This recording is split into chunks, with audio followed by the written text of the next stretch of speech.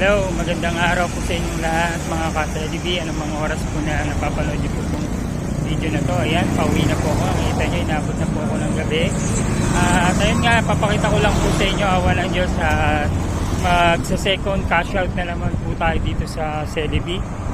Dahil naka 50k points na naman po tayo. Ayan, nakikita niyo po yan. Kung naka 50 points naman po tayo sa CLB account. Ayun, maraming salamat po sa patuloy nyong pagsuporta sa akin. Tiyaga lang po at ipon-ipon lang po tayo ng points dito.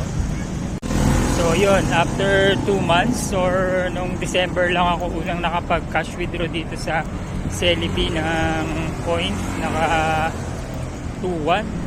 Wala po natin itong points. So yun lang, sipag-sipag lang po. At ayun, lagi po rin yung subaybayan ang aking channel dito sa CLB account. Ayan, maraming salamat po and to God be the glory.